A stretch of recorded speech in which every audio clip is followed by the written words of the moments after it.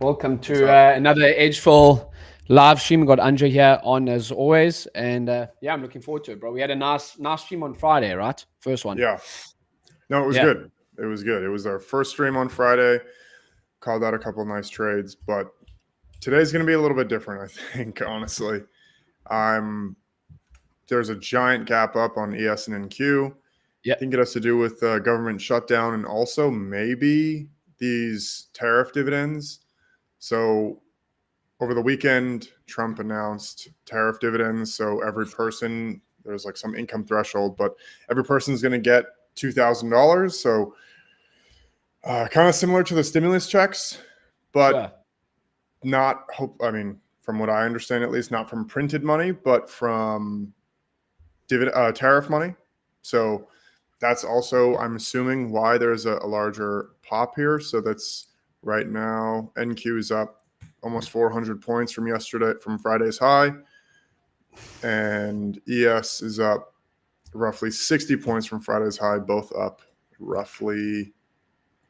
NQ up over 1.5%, ES up roughly 1%. Yeah, correct. So, and then we got some stocks here across the board. We got Nvidia up 3.3%, Tesla up 2%, You but want to pull all up of the your major. screen? Yeah, let's get that up Here, there. I'll pull Yeah, there mine we down. go. You Yeah. can see across the board here.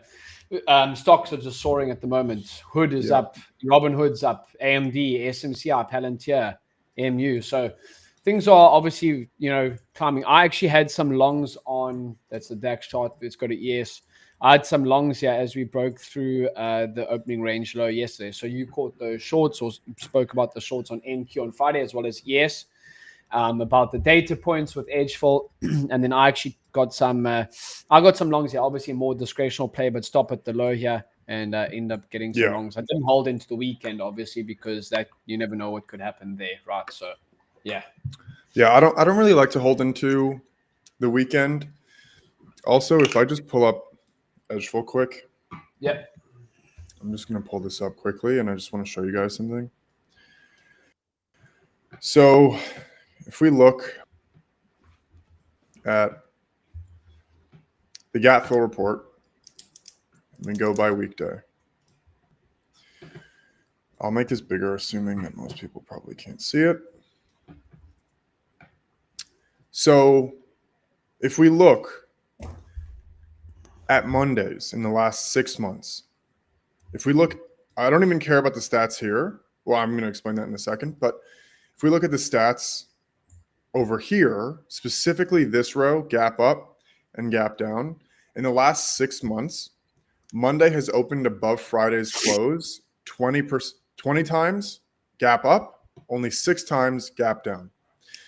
So the way that I read this is like you never want to swing short on a Friday, hoping that Monday's going to open lower, at least in this yeah, market environment, because yeah, not only have there been way more gaps up, but 75% of these have not filled, which means price did not come down, which is also, again, bullish. yeah, So today, people have heard me talk about the ultimate reversal setup, right? With the indicator, I have it up here now. This is not in play for me today, right? Yes, of course, we're opening above yesterday's high and close. We're opening above midnight open. This midnight open's a different story, but this gap fill is not in play today, especially being up over 1.5%. But you look at, for these swing traders, you look at Friday is actually very bullish to swing into a Monday, but long, right? So if you're swinging calls, I don't know if most of the prop firms allow swing trading, but yeah, if you have a small personal account, swinging long on Fridays is actually not a terrible idea because of what these stats show here. Gap up on Mondays, gap down on Monday is actually very low. So 77% of all Mondays have been gaps up. You can see that right over here. So that's just something I wanted to mention because when I look at the stats here, when I look at Edgeful, I'm obviously extremely familiar with all the reports, every single one, exactly how they are calculated, exactly how they work, exactly how to use them. So the gap fill report traditionally is not meant for swing trading, right? But I know, because I look at the stats, that gaps up on Mondays are actually very, like, it happens all the time, because I look at this and I look at this data and I look at this data, and that's how I understand it. So I just wanted to tell you guys that if you are interested in swing trading, this is something that is actually not a terrible idea. Swinging longs into Monday. However, obviously it's very risky because there's a lot of news that can happen over the weekend. You want to have very tight risk when you do this, like, meaning, you obviously can't stop out because there's going to be a big gap from that Friday close to the Sunday open, but you want to have a small position size, and this is going to be one of the ways that you can capitalize on this weekend gap up. Does anyone have any questions about that, by the way? Because we do have this chat up here. Correct. If you need any questions or got anything, we're obviously just going to speak about a few stats and that before we head into the open and see what we do get here. But I agree with you on this. I have, just in my experience, have seen Mondays, and obviously the data backs it up. Mondays gap up a lot more than gap downs. Yeah, at least in my time trading. So it's going to be quite tough for me. What I'm seeing in the market's obviously going to be quite tough to fade this move just as we speak right now. Right. Let's pull up your screen again, just because it's small on my end. I'm sure it's small on everyone else's end. There we go. So, obviously right now, from a technical point of view, we can speak about a few reports as well. But from a technical point of view, we're trading well above the overnight view app, right, which is the start of day view app, that black one. And this is a 5-minute chart, but we can go up to a 15 as well. Mostly execute on 5 and 15 personally. But look how we actually closed very, very strong. We actually almost erased the whole of that overnight session on Friday. We closed on the highs almost. So that is quite a bullish sign as well. That's why I did like the longs. End up closing actually just before market close my side. But we can see even like world indexes are trading higher this morning. The DAX, which I love trading in the London session, is trading higher. Japanese, the yen, and the Nikkei trading higher as well. And then the SA40, the South African stock market. And it just shows you how a lot of the markets just move based on what America does as well, how the American markets move too. So, yeah, I think right now, I know a lot of traders are going to be looking to come and try and fill this gap down here at, what would it be, at 766 on ES.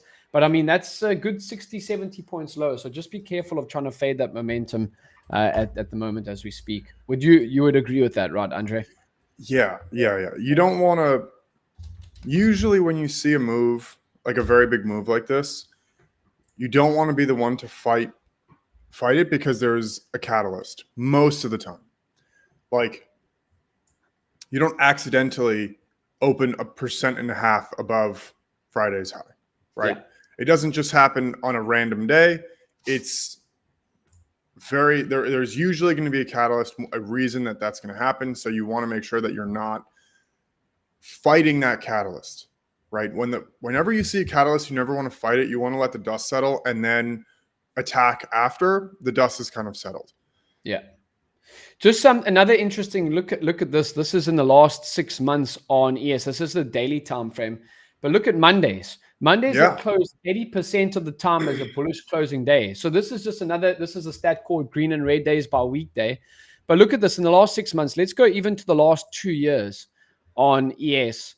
By closing, look at that, 68% of the time, call it 69% of the time on Mondays, we actually close as a bullish closing day. And remember, when I first started, because obviously I came from the currency trading background about last year, August, I started trading more of the indexes and individual stock names.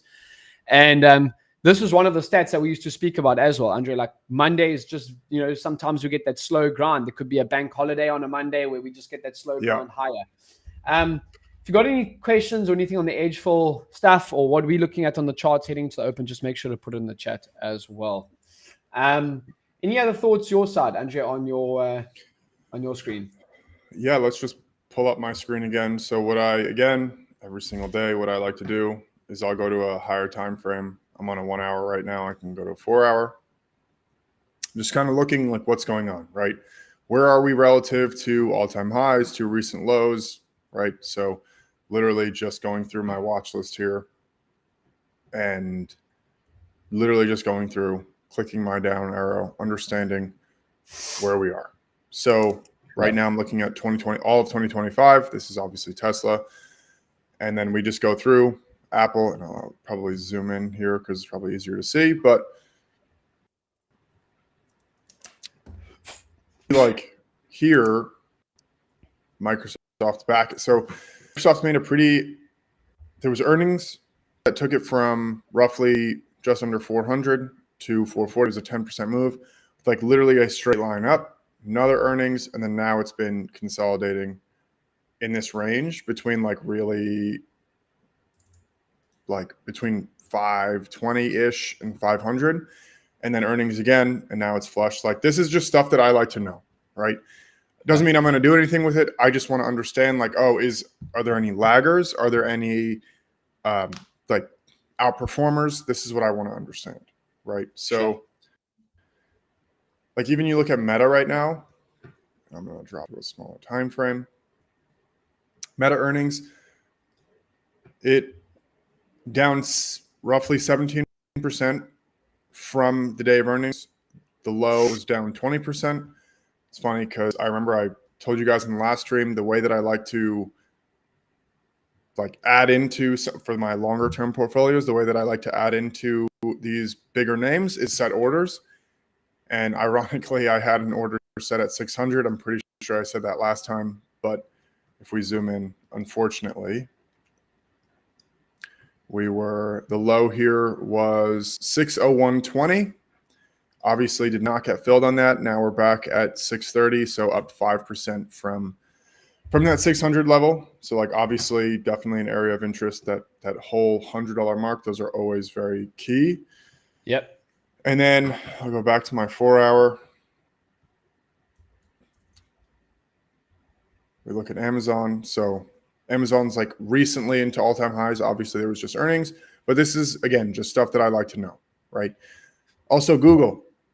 Long term, I'm extremely bullish on Google. I was talking about Google in not in April, but in May, in June, in July, that I do not understand how everything is in all-time highs and Google is not. I have been personally buying this whole run up. I continue to buy it even here. Personally, I don't think that it's possible, but it's very, very unlikely that Google is going to lose there's no way Google drops the ball on AI. There's like no company that has more data than them. They have search, they have YouTube, they have Gmail, they have Docs, they have like the Google Cloud. They have so many services that are perfectly suited to win in AI that like I just don't think that they're going to drop the ball. For any individual stock that if I had to hold one thing for the next 10 years, obviously not financial advice, but if I had to hold one thing for the next 10 years, it would be Bitcoin. If I had to hold one stock for the next 10 years, it would be Google. So you're right. They do have all the search engines and everything like that, as you said. They literally have everything. Yeah. They have maps. They have the self-driving cars. They have Waymo. There's literally like, it's insane. So yeah, Netflix, Palantir, Robinhood. So even like this 120 level at Robinhood is obviously like a very key level. So like this is something I obviously have an alert here, but this is something that I will keep an eye on. If I see Robinhood back at this 120 area, maybe this is an opportunity to buy. Obviously the $100 mark is like way more significant, but going through and looking, God, PayPal, like what a garbage stock. I mean, I don't understand why. Their earnings are incredible. Like their earnings growth is incredible. The stock is just terrible. But if you look at this chart, like everyone uses PayPal. Like literally, like everybody uses PayPal. Like every business uses PayPal. Like I don't understand how this stock is like still crushed the way that it is. But in my opinion, super undervalued company, PayPal. I agree. I don't think at all I use PayPal. I use PayPal almost every day, bro. Yeah. I mean, everyone does. I mean, I don't know who doesn't. Who like what business? It's the most efficient company for international transactions. It's not even close. Yeah, I agree. It's and And like most people don't want to buy crypto and then send it. Like you can obviously send crypto anywhere, but like not most people don't want to buy crypto and send it internationally. So yeah, well, because you can't trace it if you stuff up the wrong address and stuff like that. Yeah, yeah. so And then also like bank transfers can sometimes take like 2 weeks, bro. Yeah, I mean, I remember when I got my first payout from one of these prop firms, which was like 4 years ago, bro, before they were even a massive thing. It took me 2 weeks to get the actual money reflected in my account. Wow. So, yeah. Wow, that's crazy. But yeah, let me we'll continue chatting about, but just a few levels on, let's get my.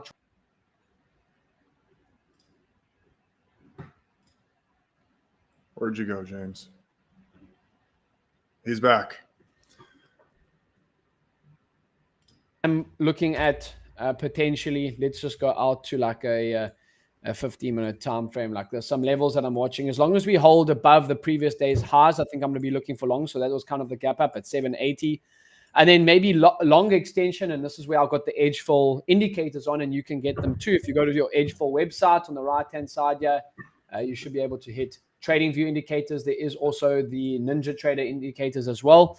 But what I'm looking for on longer term extension, maybe if we get a move up this week, is previous week's highs, okay, which is that green line coming across my screen. And that is obviously from, as I said, the edgeful indicators. So that was last week's highs was up at 9:15, 9:10, call it. And last week's lows was actually created on Friday at 6:50. We actually had quite a big move on Friday, bro. Look at that close from the low to Friday's close. It was over 100 points on ES.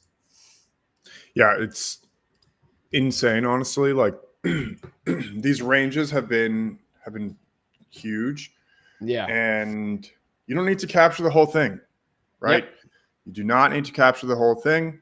You just need to catch on ES 10 points. Yeah, 10 points, bro. That's it. Like you just need to catch 10 points. Like it's really not, I'm not saying it's easy, obviously, but I'm just saying that it's not that, you don't need to overcomplicate it. You don't need to capture like 150-point move on NQ. You don't need to capture a 50-point move on ES. Like it's just like not. It's not needed. It's not consistent either. It's really not consistent. Like people have these dreams that they're going to capture the whole move. They want to do this, whatever else. Like it's not consistent when you try to swing for the fences every single trade. It's just not. Yeah, I agree. Also, something to note: the VIX is trading lower today, underneath levels from last week to back underneath 20. So just keep an eye out on that. Obviously, we sparked on last week with the volatility increasing, as well as normally when VIX is higher. This is the rule of thumb: VIX higher, stocks down, typically. Right? Do you use the VIX a lot in your trading, Andre? Actually, never. Yeah, I used to a lot more when I traded options more actively, but honestly, never. And if I do, I will only look at it on the daily time frame. Sure. Otherwise, never. There are always good opportunities if you're an options seller to, when you see a larger spike like this. So anyone who's an option seller, this is going to be I'm not sharing my screen. Yep. Yeah, there we go. Yep. So anyone who is an option seller, and you need to obviously be worried. You need to look at the liquidity of the options that you're selling. You need to see how they're moving. But there's like pretty much no period. I'll just give me a second.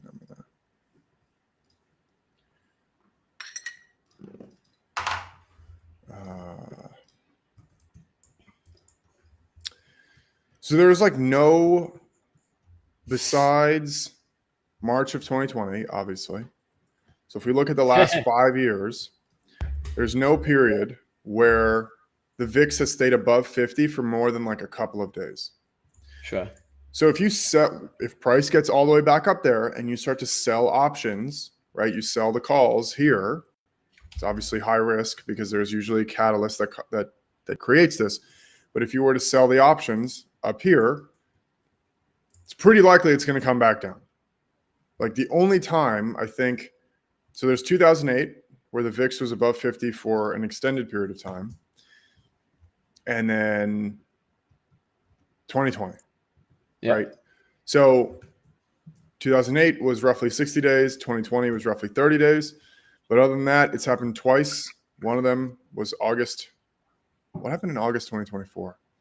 No, August 2024 was that big. The Japanese, I think they changed their interest rates. Yes. Oh yeah. For the first time, for the first time ever. Yeah. So so this was one single day where it spiked up, came back down, and then immediately fell back to like this 20 area. Again, the tariff conversation when it first came out, price comes up, consolidates for 1 or 2 days, comes back down. So obviously you need to wait for a big catalyst, and it is a very high risk trade because if it goes from 50 to 80, you're getting cooked. But it doesn't really stay up that high for that long. So just something to keep in mind. Just something I have found personally, that when the VIX is trading at 18 or higher, I do a little bit better in my trading compared to when the VIX is quite low, like underneath 15. The volume and volatility can be a little bit. The ranges are a little bit more tighter, so you can get faked out a little bit. But my big focus for this week, and I think this is something that everyone should be doing their own trading. My big focus is only to look at day trading ES and individual stock names. I think sometimes when I'm trying to do like YM and ES and all at the same time can sometimes get a little bit much at times. Just keeping it simple my side. So obviously with this gap up, I mean, we could get some nice plays here, like on some of these stock names like SMCR and stuff like that are on some nice levels on the higher time frames too. Like even like, for example, look at Robinhood's actually coming off that daily 50 EMA, which could be quite a nice area to buy. Pull up your there we go.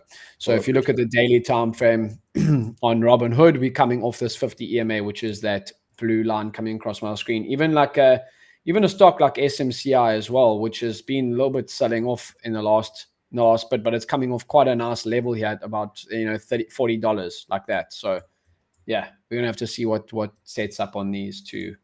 AMD, AMD also had a little bit of a pullback too, but still long term. It's in the last couple of weeks since that beginning of October, it's been trading much higher. I think it was up 18% overnight in one day. I think it was that something with Nvidia. They had been doing something like that. So it's. I don't do. You know what I need to do? I need to do more research on the chip names like AMD, Nvidia, TSM, or is the ticker TSMC or is it TSM?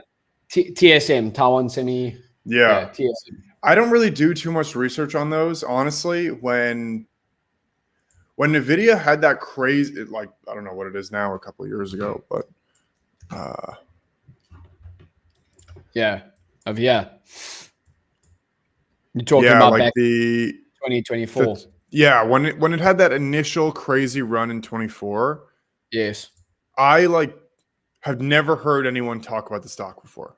Before that, I never heard anyone talk about the stock before. Yeah. And I guess like ChatGPT. Go ahead. It was trading at under $20 a share. Obviously, they've had a couple of stock splits right now, but still. Yeah, I mean, like, I don't know about anyone watching, but like, I've literally never heard this company be mentioned ever until the crazy earnings that they had. And I feel like the release of ChatGPT was a big a big catalyst there. But I don't know. It was not even on my radar before that. Sure. It's crazy to think about. When it was at the time before the split, it was sitting at the earnings came out. It went to 500, which is now $50, and then came back down below 500 to 380. And I was like, oh, there's the move. Like, it's going to come back down. It's going to fill this gap, like its earnings gap, and that's going to be whatever. It'll be like a normal company. That 380, and I remember like looking at it on the day of, it hit like it had broken 400. It was like a major fake out at the time.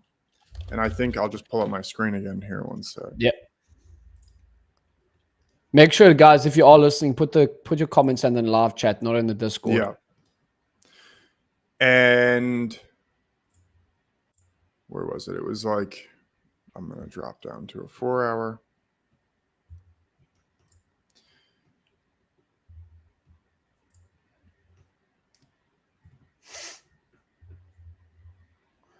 So 390 actually was the number. But I remember being like, oh, this is it. Like it broke 400. It's going to continue go lower. It's going to fill this gap. There was like an earnings gap right over here. And then whatever it is, right? Literally like this was the low. That when it touched 400, and it was 400 before the 10-to-1 split, this was it. And then it never looked back. And like you look at this chart, it's like absolutely insane. But yeah, literally from here to now, it's up almost 400%. It's absolutely insane. By the way, the market's going to open in a minute now, so I'll just pull this back up. Yep, 45 seconds. So I have NQ and ES up on my charts right now. Again, I am not expecting this gap to fill. Not only is the gap very big, but it's also Monday, so Mondays don't tend to fill that gap very often. But yeah, we have 30 seconds until market opens. I'm going to pull up my economic calendar. So no news today. Let's have a look here. No news. No news today, bro. No news CPI today. on Thursday, though. CPI is on Thursday, correct? Yeah. Yep. And retail sales Friday. In terms of earnings, I think NVIDIA is only reporting next week, but we can also have a look at earnings calendar. Earnings. Yep. We have. And there it is. The market open. I'll drop down to a smaller time frame here. I'm going to turn off my ultimate reversal indicator just because it's not very likely to happen today. And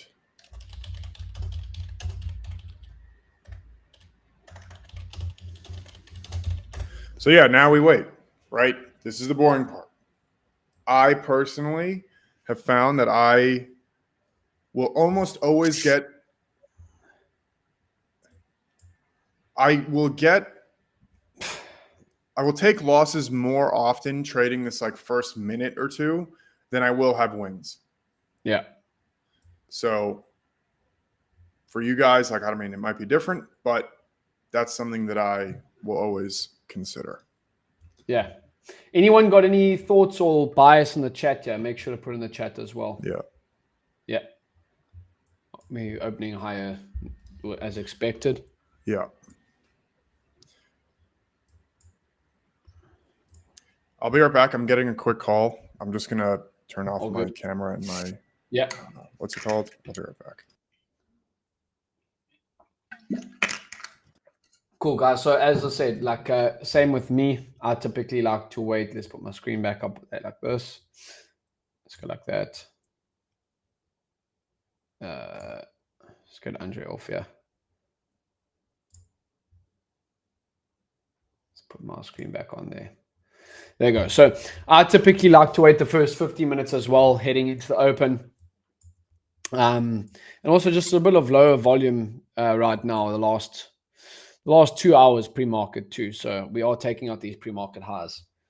Let's have a look at some of the stock names as well. NVIDIA and Tesla trading higher as expected. Tesla has been pretty volatile in the last couple of days, trading week. We've traded very, very aggressively. Can actually go to some of the stats here with edgeful as well. Let's go to that opening candle continuation report with Tesla, particularly. If we look at this, let's make sure that the correct data is on. Wait for it to load. Okay, opening candle. Let's go to reports. We can see that, and this is 60 minutes, but you can customize it. But in if the first hour is bullish, 75% of the time we will close as a bullish closing day and vice versa for the shorts. We can even have a look at NVIDIA as well. I did post about AMD this morning on my Twitter too. But yeah, look at that. Tesla 80% and 74%. This is in the last 2 years, guys. So this is great data, even AMD. Let's have a look at AMD. Okay. So that first hour does provide great information for what possibly the rest of the day could do. Look at AMD as well, 79% and 76%. And this is in the last 2 years. So that's pretty powerful data to have on your side. But yeah, stocks opening green here. ES still trading above that 820 level, which is pre-market highs. Anyone got any thoughts or questions in the chat right now? Anyone got any positions on at the moment too?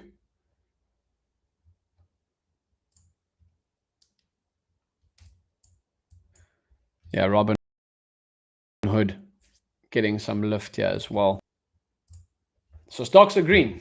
Stocks are green for sure. I think my plan today right now is just to stay focused, sit on my hands and wait until I get my setup. We're trading above the London opening range as well. Wait for the 50-minute to set here on ES. I'm back. Yo. This could be a slower day for sure. Yeah, I'm not going to be forcing anything today because my bias is to the long side, just based on the catalyst here. Sure. And we've had such a big move up already that I'm not super interested in just chasing it. So, agreed. Yeah, I don't really want to be bearish right now, personally. Yeah, it's tough to fade that overnight move, right? Yeah. I mean, you could. Yeah, no, I don't recommend it. I mean, you could scalp around, but you got to wait for something to set up. Yeah. Right, like you have to wait for something to set up here, and Meta's having a pretty aggressive sell-off. Let's have a look. Meta. Yeah. Yeah, at the open. Yeah, Meta. I mean, like as crazy as it sounds, I hope it keeps falling. Honestly, like, I've been saying it for months. I was pissed when I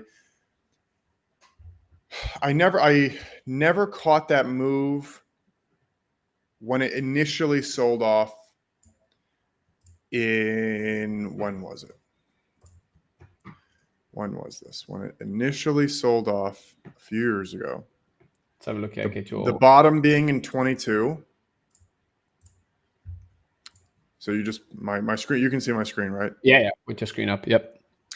So the bottom being this November 2022, I remember thinking the sentiment was so bad, and like you have to remember that like at the time it was 77% off of the all-time high. Sure. Like thinking about a company that is as big as Facebook was at the time, 77% off of the all-time high. Like it literally wiped. What is this? What price is this? It had wiped 6 years of gains in just over a year. I remember there was so much negative news around the company. The sentiment was horrible. And I was like, that's it. Like this company's cooked. Like that's it. They're going to have major problems going forward. They steal their customers' data, whatever else, right? All the stuff. I bought into the sentiment from the mainstream, like all the news, right? CNBC, all that stuff. I bought into it. And I was like, that's it. This company's screwed. Like, that's it. And literally from there, it has made, honestly, like a generational run. Even with this pullback, it's up almost 600% to all-time highs. It's up almost 800% from the bottom there.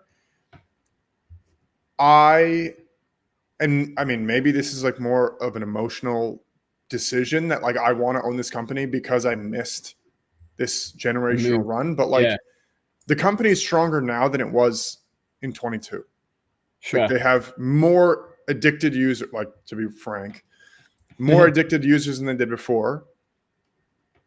And their platform is only growing. There's no signs of like slowing down when it comes to short form, when it comes to content creation, when it comes to like new, like, yeah, right. Like there's nothing that's going to like, there's nothing that's scary for Meta in terms of like the stock.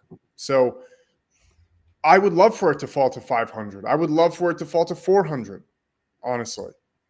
If it can get a 50% pullback from all-time highs, I would be thrilled, honestly. If it could fill this earnings gap from January of 24, I would be absolutely thrilled, honestly. But yeah, now we're sitting here with a ripper of a move up. Yeah. Yes, it's trading at 8.30 now. No, just one-way traffic to the high side at the moment. I can't buy it here, though, bro, at the moment. Yes. I can't. Yeah, like I would love to. So I'm on a 1 minute now. As a day trader. Obviously, if you're buying longer term, it doesn't really matter. But I'm saying for day trading. I was just going through some of the reports actually while you're off there on the opening candle continuation. Have a look at this, bro. This is pretty powerful trading data. If you look at the opening candle continuation, this is on AMD in the last 2 years. If that first hour was bullish, 79% of the time we closed as a green day, and vice versa for the short, 76. Yeah. Even if you look at I was going through Tesla too. Look at that, 75 and 73. So yeah, that first hour of trading does tend to dictate like possibly the rest of the day's trading. For sure. Very rarely are you getting the first hour being bullish and then it completely reverses the whole direction, direction. Yeah, it's crazy. Like you find these patterns. What is going on? Yeah, we're just ripping. We are just ripping. Where do you find, I know you, is there any catalyst going on right now, or is it just continuation from the... Can have a look at financial juice for breaking news, but just seems like everything is just ripping across the board. Yeah, like what's going on? Palantir's up. Everything. Do you ever look at anything in a grid view like this? Let's have a look. Get your screen up.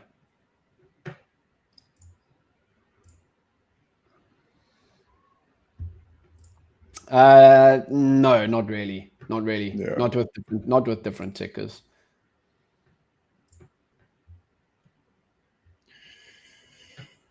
Yeah, dude. I mean, I don't know who's trading right now, but I mean, if you got long, that's awesome. But I don't really know what your thesis could have been. Just buy because it's gapping up. Yeah, right. Like I guess, but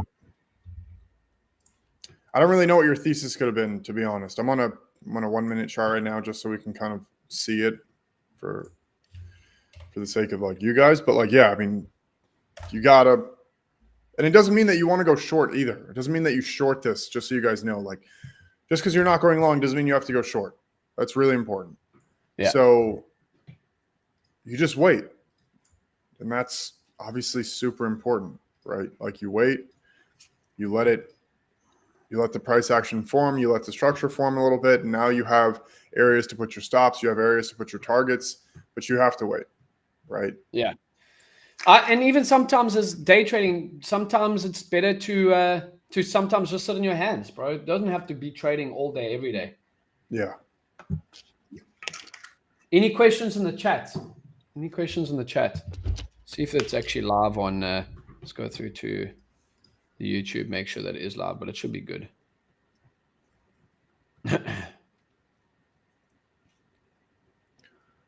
Yeah.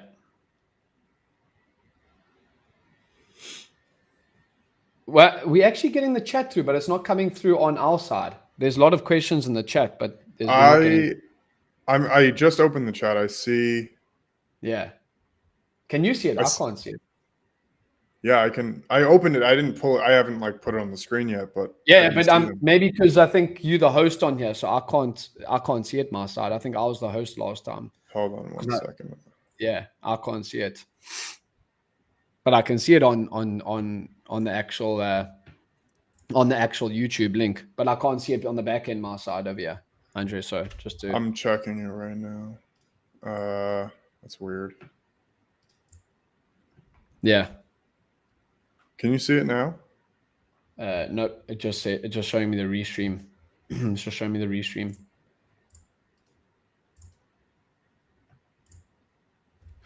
But yeah, I can see I'm in some MNQ longs from London. I'm holding some long swings on the DAX. Okay, nice. So we've got some guys trading the DAX here. Yeah, good morning. What's up, Mark? Yeah, this is not a fadeable gap off the open. I agree. What's up, Tape Raider? I think you did follow me on Twitter. Good to have you on. And then, yeah, just an interesting point on the VIX levels. I need to backtest that. Yeah, so just on the VIX levels, I was saying that I trade best when they're between 18 and 25. When it drops below 15, I find that it can be a little bit more tough, just in terms of my own personal trading.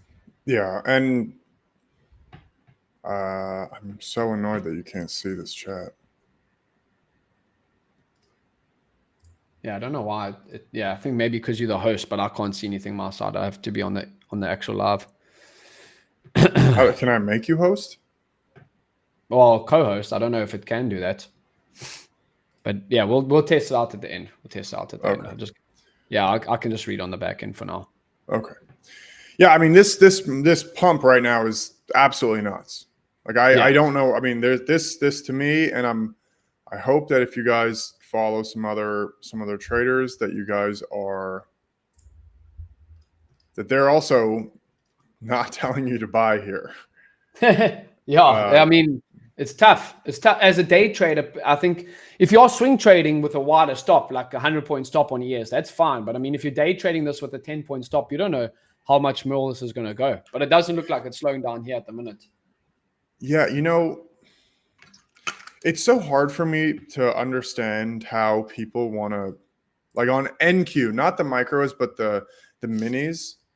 Like, let's just look at this candle. It's 943, 1 minute candle was 15 points. Sure. Like there are people, there's like so many people that will set a stop at like 10 points. And this is a 1 minute candle. That would have like taken out your stop if you were long. Sure. So guys, like my biggest piece of advice is to size down and widen your stops, because it gives you the opportunity to actually stay in the trade, right? Yeah. Like if you get wicked out, let's just say you got long after this giant candle at 935, right? And you got long at the close of the candle. Now there's a pullback of 14 points. You get stopped out just for it to run another 50 points higher. It's better to size down, not have as big of a winner, but have a wider stop so you can actually capture these moves. Yes. And like be in it, right? Like honestly, I think a lot of people's problems are because they oversize. And I'm curious if you've seen that too, James. Like, are a lot of the problems because of size? I agree. I mean, sizing particularly on futures contracts, sometimes with the guys, with what I see in my own trading sometimes as well, is that you size too big, so you don't give your trade enough space to room to breathe. Let's say that, Yeah. and then you're getting stopped out, and you might have the direction right, but your size is you have to have like an 8-point stop on ES or a 30-point stop on NASDAQ, which can sometimes, if you don't have that dialed in entry, can be pretty tough at times. So I agree 100% with that. You need to be smaller sizing, particularly for newer traders or traders. Even if you like the direction, for example, on a day like today, you might just want to buy because it's going up, but you'll have to go with a much wider stop because you don't know where price could turn around at. So yeah, I agree with that. Yeah, I would need to see something here, some structure, something for it to give me some sort of trade setup here. And guys, you don't need to trade every day, right? Yeah. Cash is also a position. So please obviously keep that in mind. I just want to check, obviously, previous day's range. The only thing that opened or has touched previous day's low is Costco and RTY. But everything else has broken previous day's high. Obviously, in this case, The way that we do this report, by the way, guys, this is actually really important, is it doesn't mean that it necessarily touched previous day's high today. It means that price is higher than previous day's high today. Sure. So it doesn't always mean that it has to reverse and touch, or it has to break out of yesterday's range. If price like is just opening above previous day's high, that will count as a break there. So yeah, super interesting. We're actually getting I would love to see a pullback here to start to build a little bit of structure, but there's just ripping.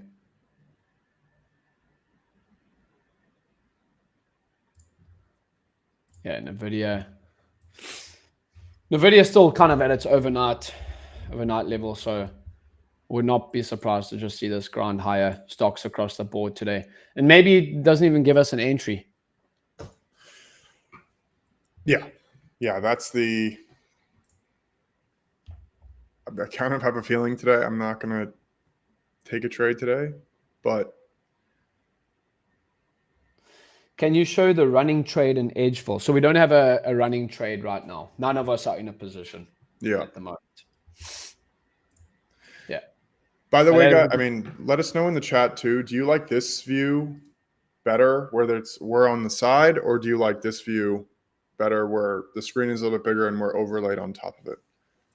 Yeah. Just let us know what you guys prefer. So Eddie asked a question. I'm just going to pull it up here. What's good size on MNQ? Very good question, and it very much depends. Yeah. Right?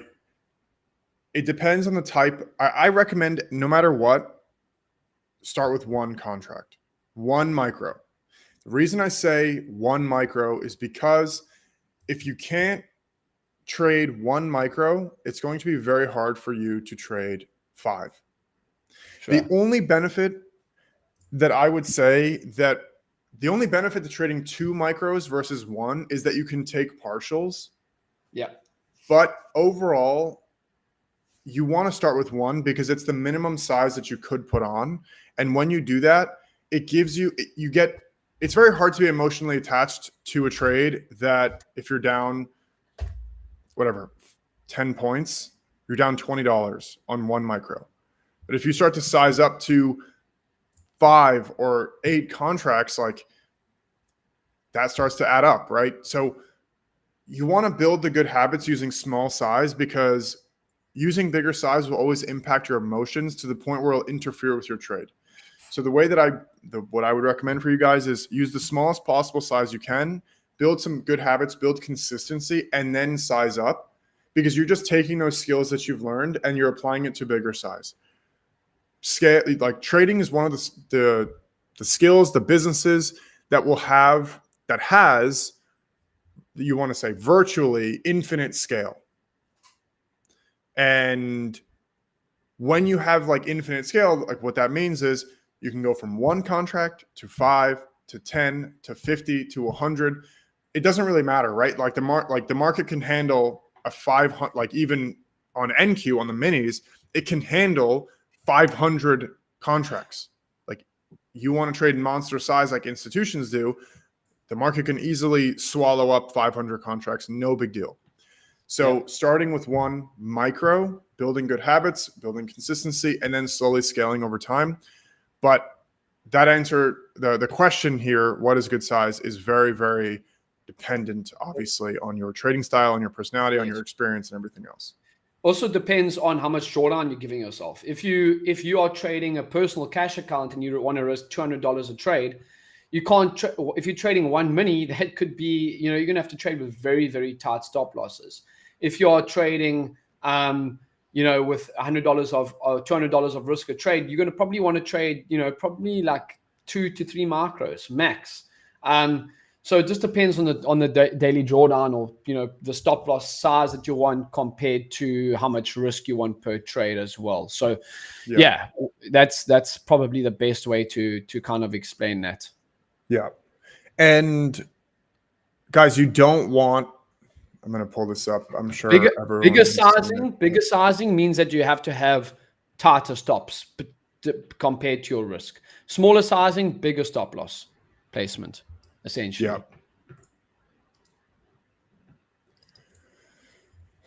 Yeah, So- remember, we've only started these streams. So for those that are joining for the first time, we started these streams last week, Friday. We're going to be every single Friday and Monday. Friday and Monday, Monday and Friday at 9 to 11 a.m. Eastern time. We are going to, we'll introduce a few things. Like guys are asking for the edgeful trade to be up on screen. This is something we can add, stuff like that. But we'll always let you know if we take on trade and so forth.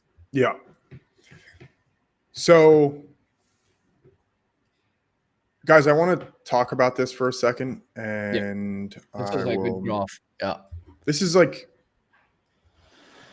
I'm going to keep the chart here on the side just because I know that people want to see it.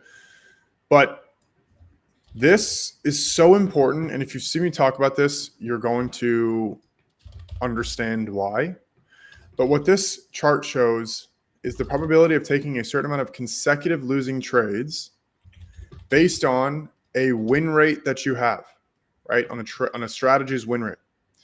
So what everyone says in the trading industry is 2-to-1 risk to reward, 50% win rate is profitable.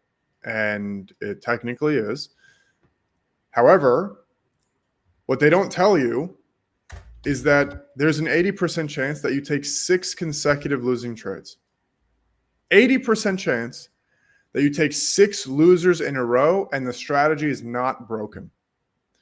So what that means is most people are not going to be able to stick to a strategy after they take 6 losers in a row. They're going to start to move their stops. They're going to start to oversize. They're going to start to do something that's going to interfere with the strategy. So I actually don't think that most people would sign up for a 50% win rate strategy if they knew these stats here. Yeah. Where I would recommend people go is the win rate should be higher and the risk to reward should actually be lower. You do not have to trade with a 2-to-1 or 3-to-1 or 4-to-1. You can trade even with a 1-to-1 or less. I take trades all the time that are 1-to-1 or less, all the time. And what that does is it allows me to capture a winner, actually hold to my target, and to bank winning trades that are more consistent than not, right? If you trade something with a 4 or 5 R, it is a lot less likely, obviously, that price is going to go all the way to your target, which makes your trading a lot less consistent. So I recommend 70% win rate or ballpark of that, 60, 65, 70. But you guys need to understand what the number of consecutive losers you should expect are based on the win rate. So if you look at that 70% here, there's a 55% chance that you take 4 losers in a row, but there's only a 21% chance that you take 5 losers in a row. So for me, I'm happy around here. I'm happy to leave money on the table, but I want to make sure that my win rate is high. Yeah, and we spoke about this on Friday as well. Higher win rate, lower risk to reward ratio. They're kind of inversely correlated. Lower win rate, higher risk to reward ratio. Yeah. Yep. So yeah, I'm still flat right now, bro. Personally, I don't. I'm okay with not needing to trade. Yeah, I'm trying to figure out like what is dragging up this market right now. Yeah. So we did speak about what we look at. We can even have a look at like financial juice as well. They normally give the breaking news. I'm not really getting anything much across my board over here. There hasn't been any breaking news. So Tesla consolidating, Apple up ripping, Nvidia consolidating, Microsoft ripping, Broadcom falling, Meta kind of bouncing, Amazon kind of consolidating now, Google ripping, Netflix ripping, Palantir ripping, Hood kind of consolidating, Figma down horrendous. This is not actually a part of this Mag 7 or whatever else, but if I start to see some of these bigger weighted names start to fall, like the Apple, Microsoft, Google start to reverse, that will give me some sort of more confidence to take a trade. Sure. Short, but still, I mean, even here, right? This pullback that we just saw, where's your stop going? If you wanted to long this, right? Like, where does your stop go? Yeah, it's a tough one. You're going to have a pretty big stop on that. Like, is your stop at new low of day? That's almost 80 points here on NQ. And you look over here, same thing. Like, are you going to put your stop below like this structure here? That's almost 10 points on ES. Yeah. Like, it's a lot. So I don't know. I'm not seeing the best structure here today, in my opinion. And then now it looks like ES a lot weaker than NQ here. Obviously, Google is absolutely ripping.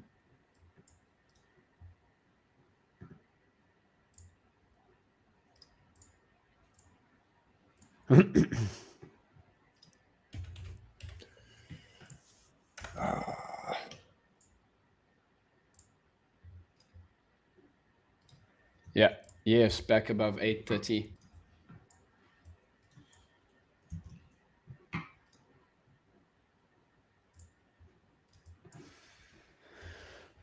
Any more questions? Yeah, okay, yeah. Stop loss. Yeah, one micro. There you go. Some of the guys saying they prefer the bottom on the Oh, screen. they prefer the bottom. Okay. Interesting. Okay, there we go. That's fine.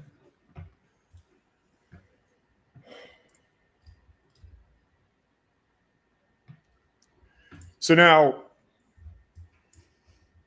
you look at something like this, and now you have some structure to take a short, but you're stepping in front of a freight train pretty much. Yeah, you are. I would not advise that. Yeah, like you have some structure here to take a short because your risk to reward will be, or your actual stop loss will be pretty tight, but like I don't know, like we need some sort of confirmation on shorts, honestly. Yeah. We're not really seeing that right now. Yeah, I would not, on a day like today, if you can't find longs, I would not just mess around. That's how you can get yourself in trouble too.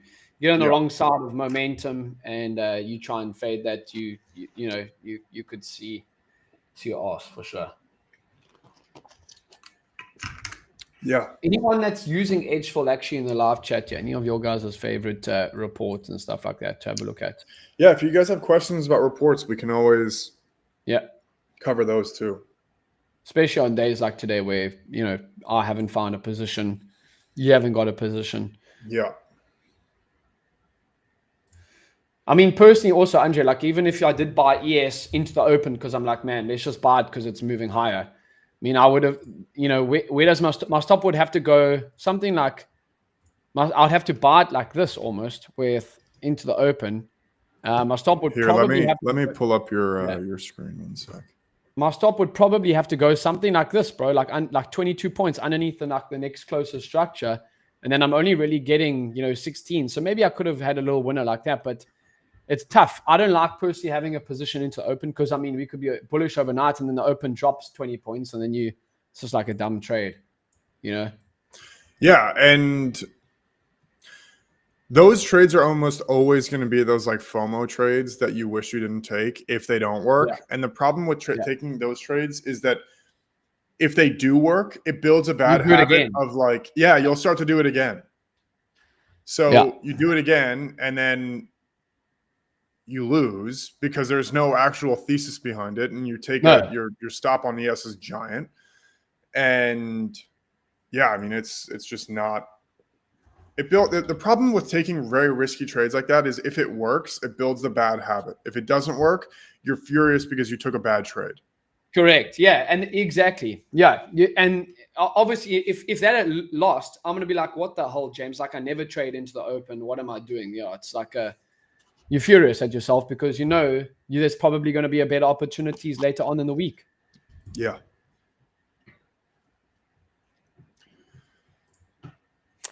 Yeah, just having a look across the board. I mean, even the the world stock market indexes like the Japanese Nikkei is almost up 1%. The South African, as I said, South African index gapped up pretty heavily today. From Friday, we gapped up actually over 1.5%. So yeah, must be what what was the actual tariff things over the weekend that were driving this? Well, I think the government shutdown is going to end soon, or there's like hopes that it will. Yeah. So there's that. That's obviously bullish. And then there is the tariff dividend. There was an announcement. There was a tweet that came out that said that there is an income threshold, obviously. So it's like if you make over a certain amount, you don't get it. But pretty much it's that because of all the tariff revenues, they're going to give $2,000 to like U.S. citizens. Yeah. Yeah. Which, I mean, I would prefer if they just like paid down the debt a little bit more, to be honest. But, yeah. Sure. Yeah, that would be great. But yeah, I just don't want like inflation. I'm very, very scared about inflation, and maybe I'm not the right. Maybe I'm not thinking about it right. Maybe it's just like, yeah, the U.S. will never fall or whatever else. Maybe this time it's different, but I don't know. I'm very concerned about inflation, honestly, and I hope that we can figure something out to where the average home price is not going to be $2 million in 10 years from now. I'm really hoping that, but it's, I don't know, honestly. Like I'm very concerned about that personally, and I hope that they can figure it out. I hope they can do something with the debt. I hope they don't have to continue to print more money, because the more money that they print, it's an invisible tax on everyone. Yeah. It really is. And when I was actually thinking about making a video on this, like inflation explained in simple terms. Yeah, that would be, I mean, that would be great, because a lot of people actually don't understand it in too much in depth. Yeah, it's the way that you want to think about. I'll try to like break it down a little bit simply right now. Sure. But let's say that you have a Ferrari. Okay. Right. And you want to go and buy, let's just say, a house with it. Let's say it's a $500,000 Ferrari. You want to go and you want to buy a house. You go to the owner and you're like, would you trade me your house for this Ferrari? He's like, yeah, great. Okay. So now that Ferrari is going to be used as your money, right? As your medium of exchange. Now let's just say that for the company Ferrari needs more money. And they're like, you know what? We have this Ferrari. We know it'll sell. We know that there's demand for it. Let's just make 10,000 of them. We'll sell all of them and we'll get more money, because we need more money. We need to operate the business. We're going to make 10,000 of these Ferraris and we're going to sell all of them. Okay. They do it. Now, what happens to the value of your $500,000 Ferrari when there's 10,000 more that just appeared out of the sky? It's obviously not going to be worth 500,000 anymore, right? So the issue is that now you need more Ferraris. Let's just say cut the value in half. So instead of needing one Ferrari to buy that house or to trade for that house, you need two. That is inflation with your dollars. So you need to replace, now in this example, you replace the Ferrari with dollars. And now they don't buy you as much anymore. It's still the Ferrari, right? It's still a $100 bill. It's still a Ferrari. The same thing. It hasn't, the physical thing hasn't changed, but its value has changed. And what it can buy you has changed.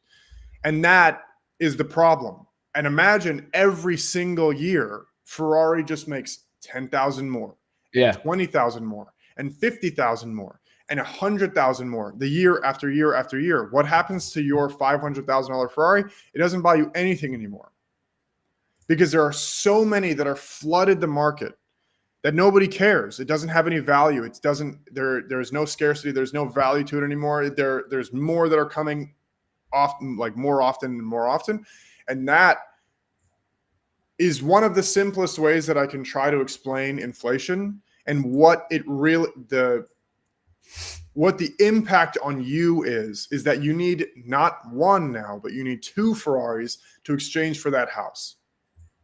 Makes sense. That is a major, major, major issue. Someone that's a good explanation actually for inflation, and that's what they're doing by printing more money, basically. Yeah. Okay, so someone was mentioning in the chat here that they like gold longs. I mean, that looks. I agree with them. It does look pretty nice. We're taking out the opening range. I wonder what the orb is on gold actually, but the opening range high has been taken out. You could maybe look for like a stop underneath the opening range low, and then you target back at those highs. Or give you a 1-to-1 reward ratio, something like that. I don't trade gold too much, so I more prefer trading the indexes and individual stock names. But yeah, that makes sense. Bitcoin, what's Bitcoin doing? We can actually have a look at that too. Bitcoin's up above 105K at the moment. Do you hold any Bitcoin or trade Bitcoin at all, Andre? Oh, it's the only crypto that I would ever buy. Yeah. I would never buy anything else. I know a lot of people would get upset about that. I know a lot of people like ETH. I know a lot of people like XRP, Solana, Litecoin, whatever. Personally, I'm not interested in picking the next 100xer. I'm more interested in just buying Stable. Bitcoin. Yeah. Like I just want to buy Bitcoin. I just want to continue to buy more of it. I buy more all the time. I don't care if the price keeps going up. I will just continue to buy more as it goes up, as it goes down. I don't really care. But I think that obviously not financial advice, but I think everyone should have Bitcoin. Because sure. Ironically, going off of the conversation that with the inflation, with the Ferraris, you cannot print more Bitcoin. Yeah. So by itself, that is a huge, huge, huge value add for Bitcoin. That's obviously arguably one of the only reasons that it's as popular as it is because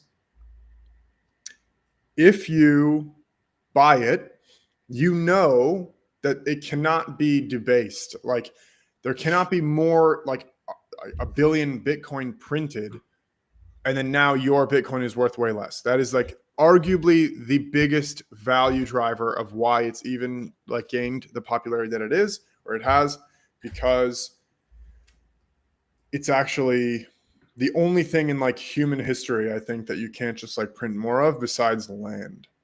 Sure. Yeah, we are trading back higher on Bitcoin as well. Actually got back underneath 100K. So it's interesting. Yeah. By the way, if you go to a 5-minute chart right now and you zoom in, it looks absolutely disgusting. Yeah. 5 minutes on. Yes. Here we go. Yeah. Yep. That makes, yeah. We are wanting to take the highs here though. Yeah. So.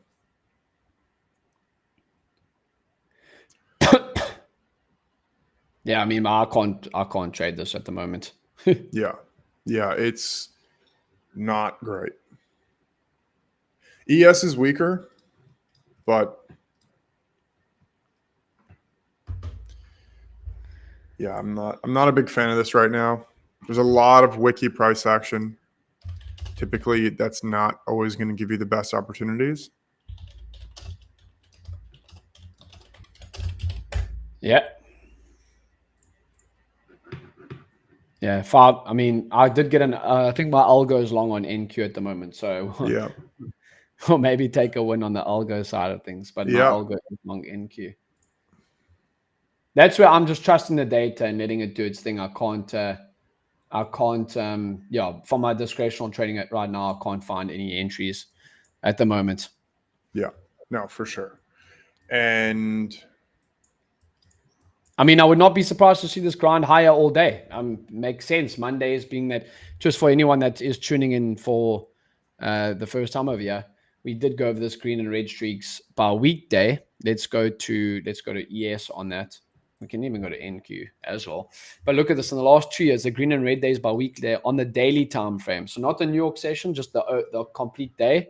68% of the time, Monday is by far the biggest. And obviously, indexes have been roaring in the last 2 years. But interesting to see in the last 5 years, because obviously 2022, we had that that bearish year where the NASDAQ, and that was down 20%. But yeah, I mean, still look at that, 61% in the last 5 years. Yeah. Yeah, it is tough to look at it like that when you look at it for 5 years, just because it blends a lot of the data. Yeah. But it's just part of the deal, obviously. Like, because it you take the average of the extremes, and then you don't see the extremes when you look that far back. But yeah, it's an interesting. Mondays are universally bullish. Like, it just, I don't know why. I don't know. I don't really care why, actually. But what I know is that Mondays are universally pretty bullish. The data shows it across the board. And yeah, it's just like something important to note here. I mean, also, I know my screen isn't up, but for anyone watching, like, what do you guys think about Let's have a look. The screen size right now? Like, does it look good? There's your screen there as well. Yeah. Like, I'm trying to zoom in because I'm assuming this looks very small right now. So like, usually I will have yesterday included because like it's easy for me to see it. But if we zoom in more, like I'm curious, like, what do you guys think? Yeah. So let us know on that. I think Project X has issues. Yeah, that would be on their side. It's been a year since I discovered. Yeah, we go. It's been a year since I discovered edgeful, and honestly, it's the most flawless project I've ever seen. Huge thanks to the amazing team. Yeah, appreciate it. Thank you. I appreciate that. Yeah, we're just trying to help traders every day. So I just pulled it up right here so everyone can see it. Yeah, I appreciate you. It's hopefully we make it look easy. It's not really as easy as it might seem, but yeah, it is a very important project for us. Like, it's like my baby. Like, James has also been here since, I would say, day one, pretty much, like since before we even had a product that we could show. And you and I met in 2023, which is crazy. Like, before the company was even live. Yeah, exactly. Yeah, December 2023. I don't think, you guys hadn't even released anything yet. Yeah, no, we hadn't, which is absolutely insane. And to think we have so many reports now, we have like so much stuff now that we've added, and we're also adding a lot more too, which is important, obviously, for the traders. And guys, let us know what you'd want us to build. Like, what are things that you want us to build? Like, what are some things that you'd want to see? How would you want us to, like, we're building edgeful AI, obviously, but we want to know, like, how would you use AI in your trading? Like, what do you use AI in your trading right now? I'm curious, actually, if you guys want to let us know right now. Like, do you use AI in your trading? Do you use it for like analyzing your stats? Like, what do you use it for? Yeah. So, by the way, 14 minutes until we get that first hour set. This is going to be really important, very, very key. Obviously, expecting it to be pretty bullish, but we'll have to see. Guys asking our thoughts on RB by rejection for NQ longs. We have to wait, obviously, for the first. Yeah, you want to make sure you wait. Yeah. But it does, I mean, obviously, there's only one direction you would like to trade today, for sure. Yeah. Yeah.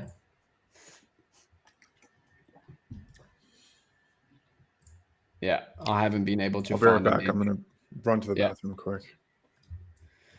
Yeah, streaming for a few hours does you will need to go to the bathroom. So just looking at a few other stocks here, let's put my screen up here and play at the moment as well. We're just having a look at AMD is ripping, right? AMD is looking very bullish. SMCI as well. Could be finding a bottom here to look to trade long. We are at the opening range low. Robinhood as well as MU up 6%. So, I mean, stocks across the board are showing strength. NVIDIA is up 4%. We're starting to move high on that. I think we're up 3. Yep, NVIDIA moving higher too. So, The play is obviously long. Maybe we can find a few individual stock plays today, but for now, the ES and NQ charts are just making their move higher, and they're slowly ticking higher. Anyone have any positions on at the moment? Trade evaluation is how I use ChatGPT. Okay, so basically you put your data into ChatGPT and then you ask it to give you comments and stuff like that. I'd like to see report combinations, combined reports. Yeah? We are working on that. So yeah. One thing that we're working on right now is how you combine two different reports. For example, tell me the orb stats, but only on days with a gap up. Sure. Like today would be a great example of that, right? Like we obviously broke the orb high, and I want to know the orb stats based on only gaps up, and also days that whatever opened above the midnight open, right? Sure. You can literally do any combination you want, which I think will be great. So yeah, I actually, as crazy as it sounds right now, if you're looking for a scalp, like shorts right now don't look insane. Let's have a look here. Yeah, but you'd have to be very quick with that for sure. Yeah. Shorts right now don't, I mean, what ironic timing here, but shorts right now don't look really that insane to me, just because we've tried this 640, 650, 660 for the last, call it 30 minutes. For a scalp, not for a longer term. Yeah, for sure. A scalp, like a 20-point move, which is kind of like what just happened here. Yep. But yeah, even potentially, well, like the issue now is that we've made a pretty significant move lower here. So now where do you put your stop? But if you want to have a wider stop, you could target a break of this, like a retracement back here. But we're at a very bullish day right now. So ES is obviously weaker. So if you're looking for a short, what do you think about shorting the weaker index or longing the stronger index? I do like that. I know Credelli speaks a lot. So Anthony Credelli speaks a lot about that. But for me right now, I'm just wanting to focus on ES at the moment. I do think that there is probably validity in doing that.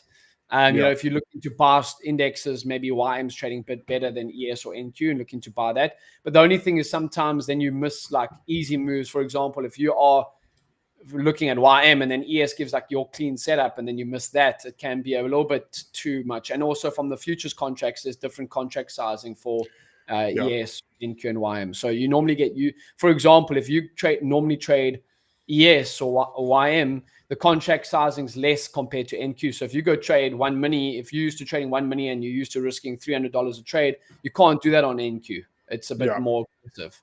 Yeah, for sure. And that's actually like one thing that I didn't realize about the CFDs that you had brought up, which I think is very, very interesting. How the CFDs work is that you can like manipulate your position size to be like any fraction of a lot. Correct. Which is sick, very honestly. nice.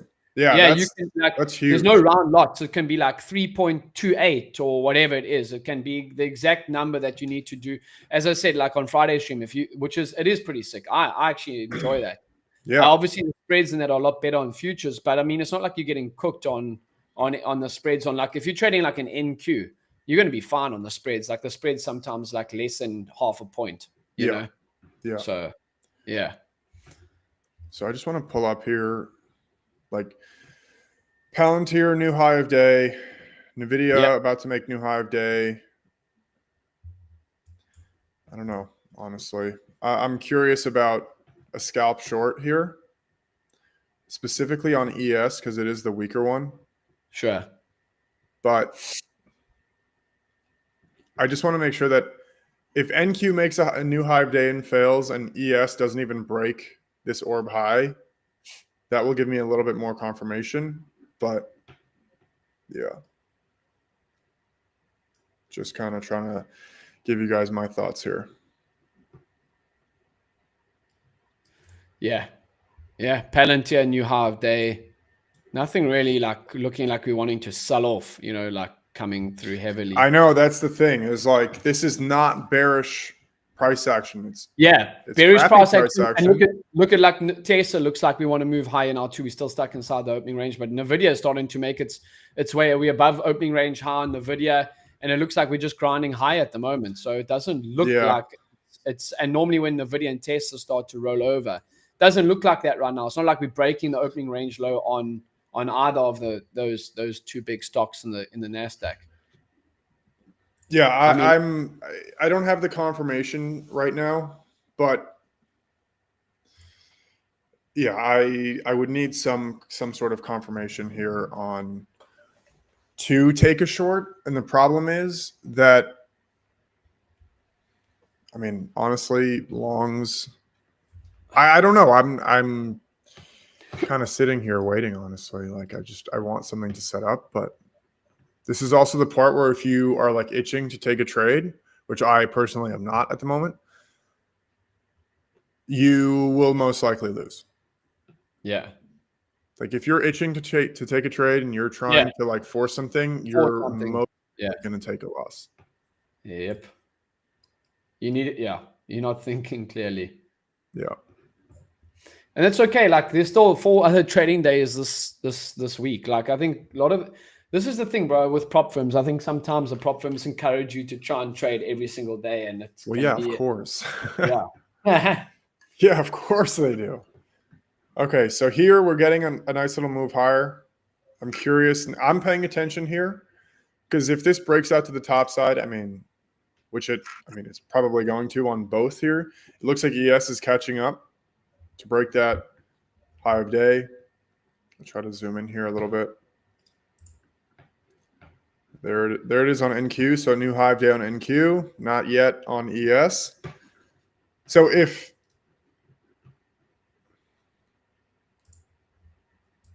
I mean, I wouldn't. There's nothing to do here. Yeah.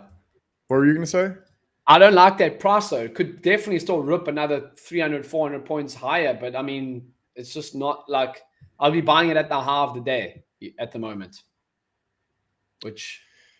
And then now you also want to be careful about just taking a short, right? Because you're like, oh yeah, I'm going to take a short. My risk to reward is going to be great. And it's not really the case here because you're stepping in front of a very strong momentum. Yeah. Like you zoom out far enough, right? Let's go to even an hourly chart. Like, good luck. Yeah. Or if you are going to take a trade, like just size all the way down, right? Like size down to the smallest lot size that you have. But here, I mean, if NQ doesn't continue higher and like follow through on this new high of day and ES doesn't make a new high of day, a scalp short is not horrendous, but that's a couple points, right? And most likely a negative risk to reward, like less than 1. This is where sometimes I might just go to like an individual stock and look to buy that, you know, or trade that.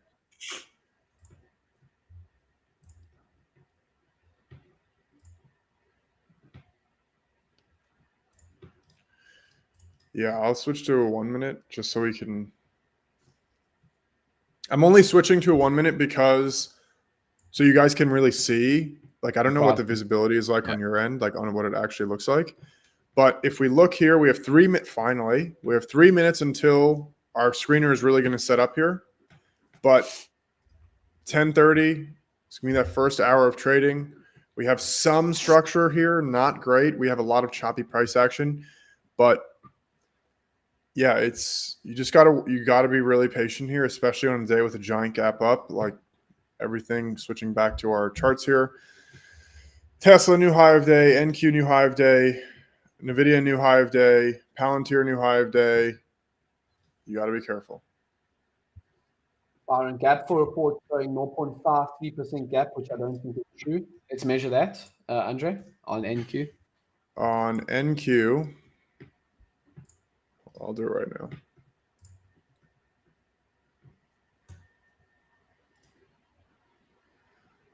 So 1.5. What did they say?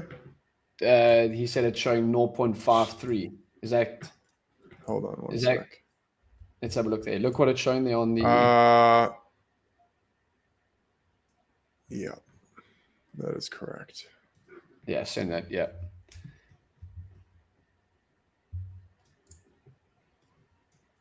If there's anything like that discrepancy in that, we remember that it's the data sometimes can show incorrectly. So most of the, I'd say Usually 99. it's the live.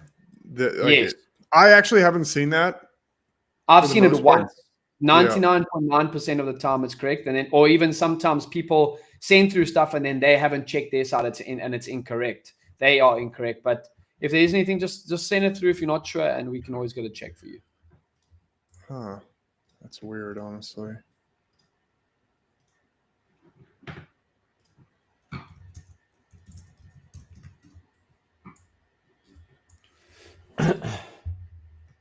I'm gonna check this on a different one too. Tesla 2.4.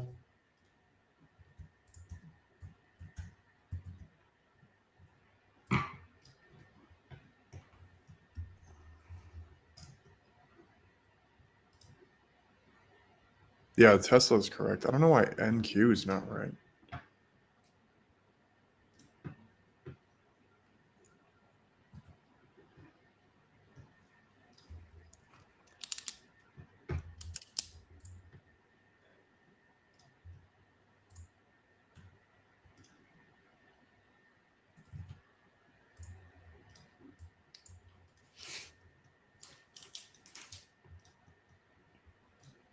Well, I messaged our team, so Yeah. that'll be fixed soon.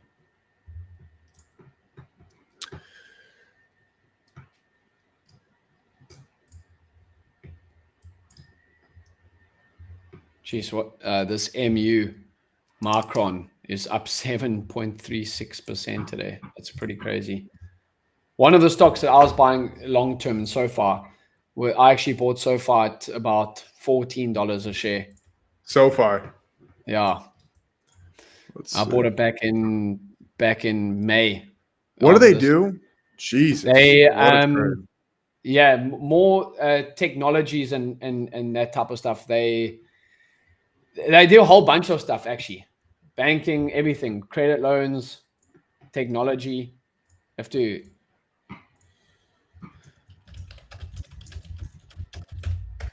You can actually get a whole breakdown. One of those. Are you about to ask AI? Of course. Financial technology company that offers a range of banking, investing, and lending services. So you see, they do a whole bunch of stuff.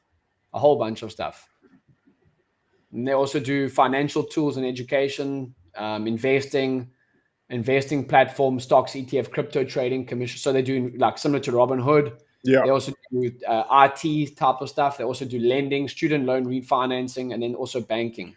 Wow. Savings. Do they do anything?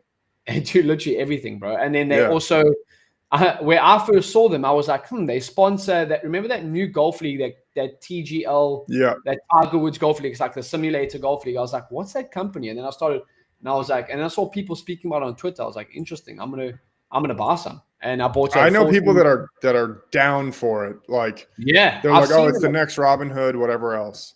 Yeah. By the way, I see a comment here. No trades yet. It's really tough to go long here. If I would take a trade, as crazy as it sounds, it would be a scalp short on ES. This like new Hive day, I mean, so far has been failing. We're now roughly 30 points off of the Hive day. I'm not interested in a scalp short on ES right now. Sure. What do you think about that, James? Am I crazy? I mean, I'm not going to take it, but yeah. Yeah, I could definitely see maybe coming back to opening range low, but as a scalp, I'd say, yeah. Some guys are asking, do you take any trades live? Yes, we do. But obviously today, if we don't see anything, I'm not going to take a trade for the sake of live stream, right? We also want to Yeah, the reason why Andre started edgeful with the whole team and why I work with the team is because we're trying to enforce better trading. You actually want to make money long term. If you put this into perspective, it's like what do most traders that lose long term do? Well, they over position size, they over trade, they over manage their trades, they over position size and over trade are probably the two biggest ones. Yeah. So if I'm on a live stream, I'm trying to I'm wanting to make money year in, year out. I'm not trading for tomorrow. I'm trading, Yeah. I'm trading for 5-10 years down the line. And if you want to be a trader that can, provide for their family, you want to just think about the long-term stuff. And on a day like today, when I can't see anything, I'm just going to sit on my hands. But yes, we will be taking trades live 100%. So one thing that like I've done a million live streams, but I have not done too much live trading. And one thing that I think a lot of people might on our side, like streamers, yes, will take trades for entertainment purposes. Yeah, I agree with that. That is really tough. Like I've found myself, I've done it before. Like, well, it's been an hour. We haven't taken a trade yet. What if we just take this trade? Whatever. It's like a decent setup, whatever else. Yeah. That's the tough part because, yeah, of course, like we want this to be educational, but we also want it to be entertaining. Like we don't want you guys to be like just sitting here like, okay, I'm here just to learn the whole time, right? Like we want to give you guys some like other insights, like whatever else. Like we want it to be like entertaining, like partially, obviously. Yeah. And not taking a trade is not entertaining. So that's a difficult piece for us, but we're not going to take trades just because.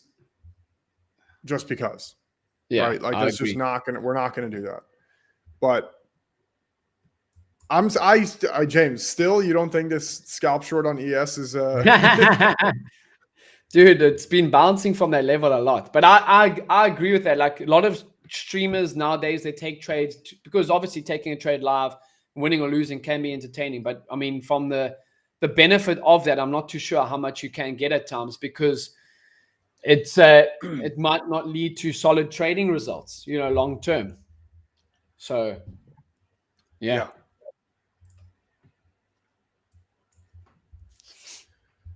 Yeah, so we have practically Tesla new high of day, Google consolidating, Palantir practically new high of day.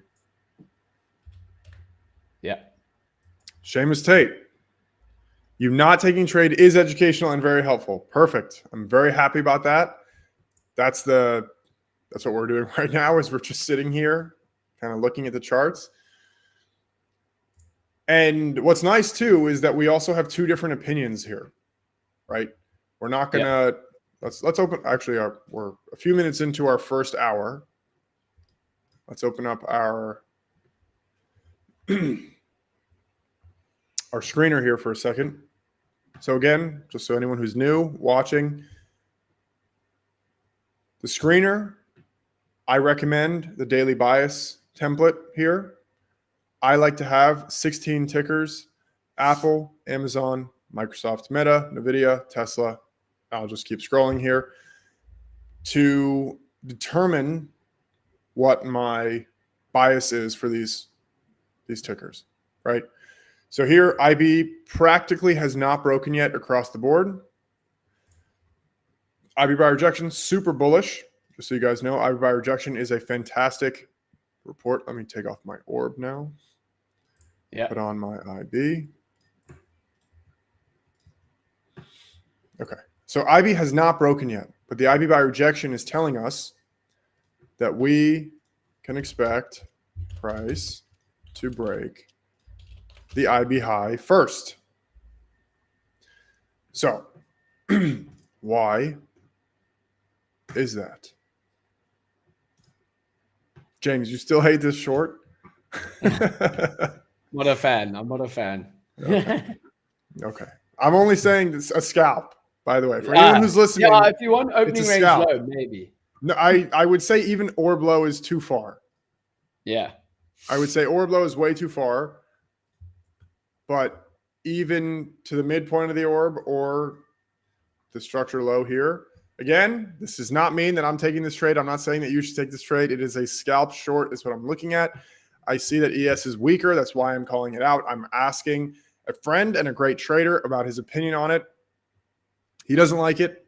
That's fine. Yeah. But we're looking at NQ here. And what we see is for every time that the IB low has formed first, which is what happened here today, very obviously,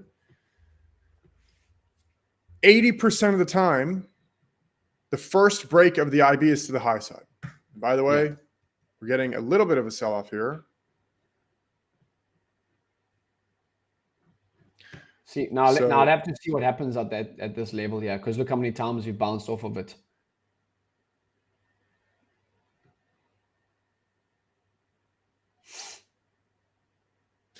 Yeah, so just so you guys know, the rationale between why I kept asking about or kept bringing up this short was we have a high of day here, price pulls back, a larger pullback, a run back up practically to another equal high of day with a fail to break out with another pullback, another run back up, wicked probably a few ticks back above high of day, failed. Right now we're consolidating this area. The idea of the trade that I was thinking about was something like this, right? Something like this, where stop above the high of day, enter in this consolidation, targeting these lows, which in this case, obviously just right now hit, but I didn't take it because I am not trying to step in front of a freight train. Yeah. But also, very importantly, the setup is similar on NQ, but it's not the same. Why is it not the same? Because here we have more equal highs, and on NQ we have higher highs. On NQ, still relatively, so a lot stronger than ES right now. So ES is actually the weaker one. So if you want to go short, in this case, I would be looking at ES as the trade on the short side. Now, if you want to go long, you're not going to be long ES. Like I would rather be long NQ right now. Does that make sense, guys? If you guys have any questions about that, please let me know. But that was the idea of this trade here. And again, you can see just around a 1-to-1. It's not really anything crazy. I'm not targeting the orb low. I'm looking for a scalp roughly to these levels here, which is what I was talking about earlier. But again, you missed some trades too, right? I did not take this trade. I would have told you guys if I took it, but I did not take this trade. But yeah, that's the way. That's the logic. Yeah, that would have been a nice little scalp. But I don't like it. It's not mine. Yeah. Yeah, which is fine, right? That's important. Exactly. Yeah. Yeah. Everyone's so yeah. Agree. Like if I would not be selling it down here though. Like look, I would not. Yeah, it just would not be. Look at that level that we've been rejecting off of. We're still middle of the opening range. We haven't even had a 15-minute closure outside of the opening range either on the 50-minute time frame. What do you think about these wicks on NQ on the top side here? Yeah, I mean, that's definitely showing a little bit of resistance. I agree. But just the short, I mean, it just, I mean, stocks are so green today. I mean, I don't think I see a stock across the board that's red. I literally, GameStop's red and Moderna. I don't see a stock that Home Depot's red. But I mean, other than that, like the big stocks, I don't really see any. And even if they are red, they red like 0.8% or whatever it is, you know? Yeah.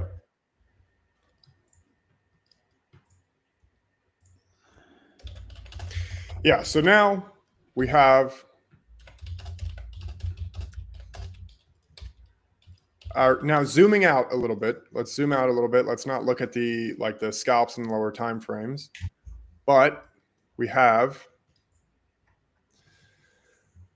the IB low formed first today, which is very bullish. Now we are getting some pretty strong bearish price action. Now we are getting a larger pullback here on ES, we're not getting that same pullback on NQ. So we're not getting that same pullback. If you were to consider, now I hate to do this like subjective stuff here, but if you were to consider these swing points, ES has broken the 2 swing lows, NQ has not. I'm not saying that NQ is obviously stronger in its relative structure, but it doesn't mean that you just are going to go short now, and it also doesn't mean that you just go long.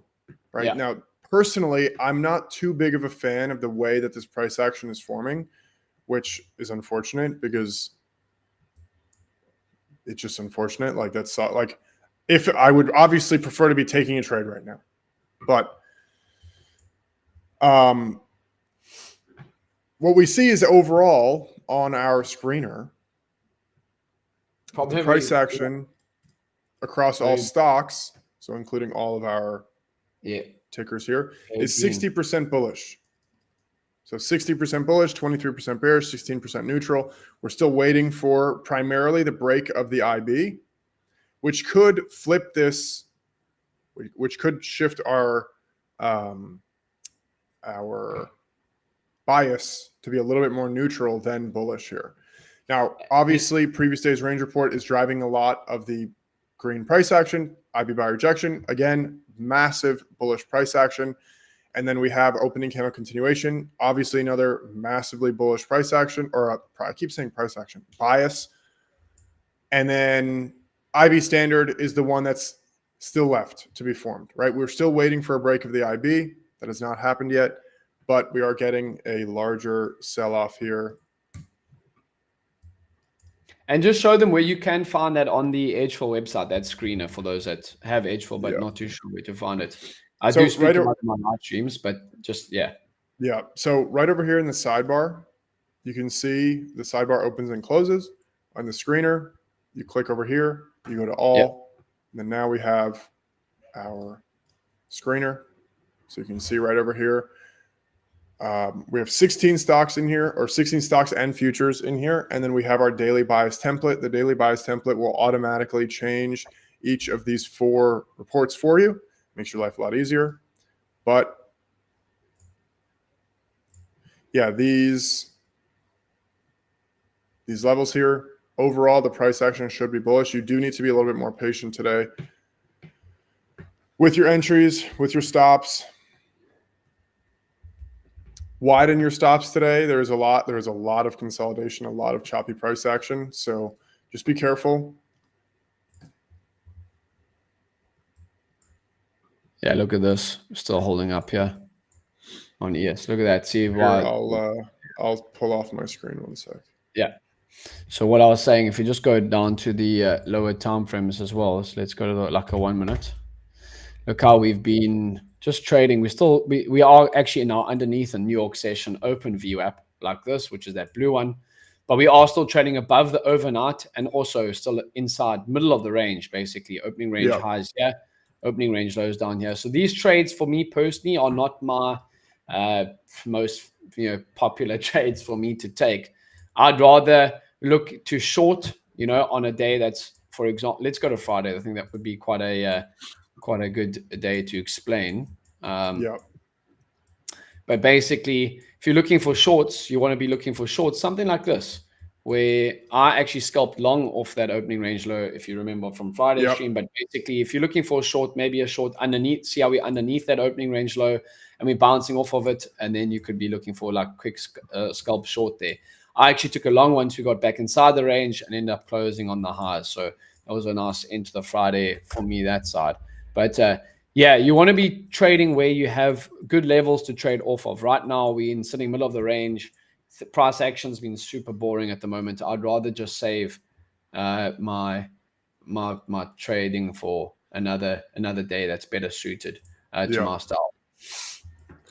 So how would you define your style as more trend following? Yeah, I definitely like to trade more trend. I'm more trend trading and more like base hit trading. I'm not looking for reversals. I mean, like for example, if you're looking to take this reversal trade like this, you could have something like that and have a massive RR in terms of looking to trade back towards yesterday's lows, Friday's lows, something like that. But that's not my style. I'll definitely define my style as more trend trading for sure. Yeah. I'm not gonna lie, I am getting a little bit annoyed that I didn't take this short, because it actually played out to be a bigger move than I was expecting. Sure.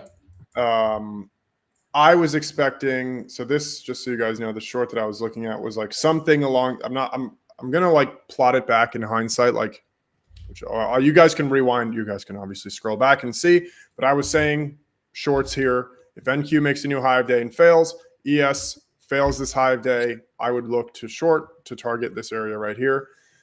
But it looks like we're starting to get a little bit more confirmation to this short side, which is crazy considering all the bullish, like the green opening candle here, previous day's high is broken, all these like bullish signals, but we're starting to get that reversal. So this was a counter trend trade, obviously, and I mentioned it would be a scalp, but we are getting a larger move down. Like, as crazy as it sounds, it doesn't really seem that out of the question now to hit that orb low and that new low of day.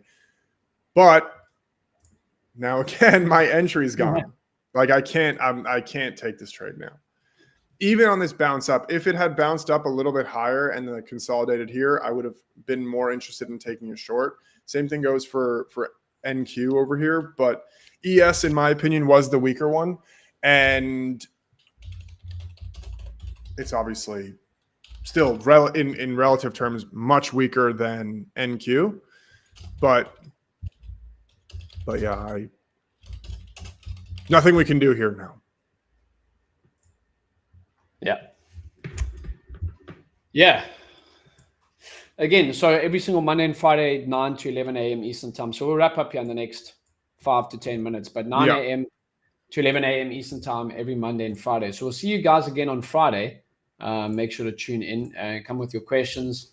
And hopefully we find a few more trades on Friday. Normally I have seen as well, this is something that we can actually speak about. Let's just get my screen up again. If you look at the volume and range by weekday, so this is maybe something also to keep in mind while I'm still flat, is if you look at this, look how this is in the last 6 months. Okay, this is just in the New York session time, but look how the volume picks up as the week goes on. And I've tweeted about this quite a few times. If you're coming into Monday looking to just, sling it, and if you're back long and short today, just have a look at the data. This data tells me that I'm going to find better opportunities because as a trend trader, I'm going to make more money when markets have more volume, obviously. And as you can see in the last 6 months, even if you look at let's just have a look at the last 5 years, for example's sake as well. But this is on ES, right? Set a load there. But like, look at this. This is even the last five years. Look how volume picks up at Wednesday, Thursday, and Friday as the week continues. So if you're someone that's coming in gunslinging from the Monday, it's probably not a good thing, because you're going to find better, more volume trades as the week goes on. A lot of stock traders or even index traders speak about trading with volume, when market's actually moving. And that I think is probably something to keep in mind. You start your Monday off on a bad note. You let Monday turn into a crappy trading day. That can sometimes give you, the rest. It's sometimes hard to bounce back from it the rest of the week. So just bear that in mind. Yeah. Now we are actually coming lower here. Yeah. So this is unreal. So we did get that orb low. Honestly, I was not expecting it, as I mentioned before, specifically on ES being clearly the weaker one here. I'm not sure. Can you check news? Is there any news that's coming out right now? No financial juice news that's coming through. Let's have a look. Probably not news. It's probably just a pullback we've had a massive gap up overnight. Let's have a look. Yeah. So financial juice news. No, nothing at the moment. Nothing at the moment. That's too hectic to watch. And then there's no scheduled news coming out today. Yeah. So pretty bummed that I didn't take that trade. I hope someone took it, but yeah. Moon 47 USA Co goes 2 for 2 for calling good trades but not taking them. Thank you both for these. Yeah, I need to this trade was a lot riskier than the one on Friday. So I did call a really, really nice trade on Friday, but that one was actually a very good setup. That one was a very, very clean setup. A nice move down, consolidation. And James caught this rejection to the high, this scalp long. And then this here was a great trade short because there was really nice structure. There was high volume, looking for the break of the IB low. But in this case, zooming out to today, I again did not take this trade because of we had seriously very, very strong bullish price. Did you just have your screen up the whole time?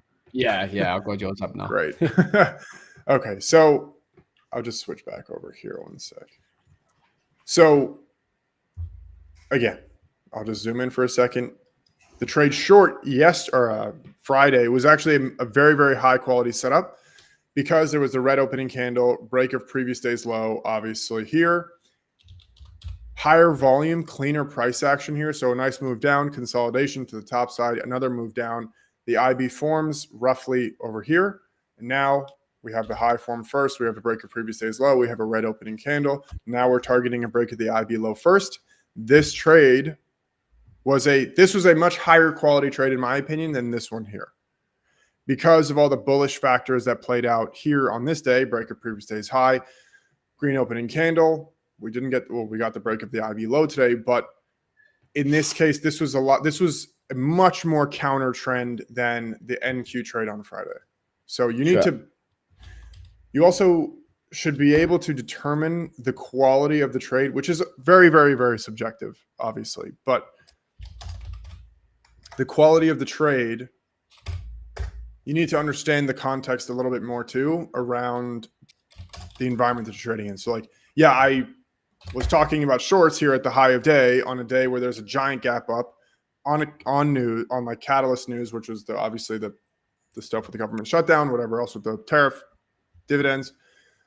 But now we have a green opening candle. We have the IB low forming first. That's not a short setup. It was a short setup that I identified because I continue to see failing price action to the top side. You look at a 15-minute chart here on ES. There's just wicks. There's no continuation. If you go to a 5-minute chart on NQ or on ES rather, there's just wicks. There's no continuation here. There's nothing really going on. NQ is making new highs of days. ES is not.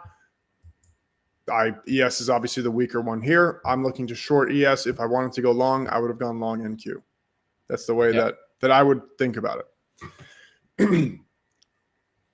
Now, what do you do from here? It's a good question. I don't know, because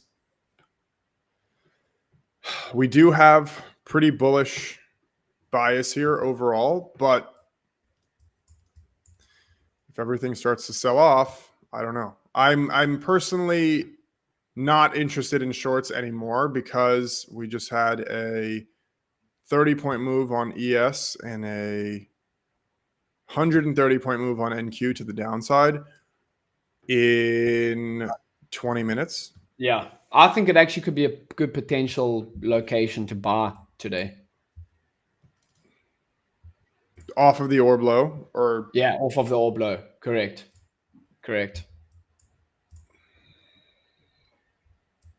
Much better price action, price to be buying off of if you are long biased.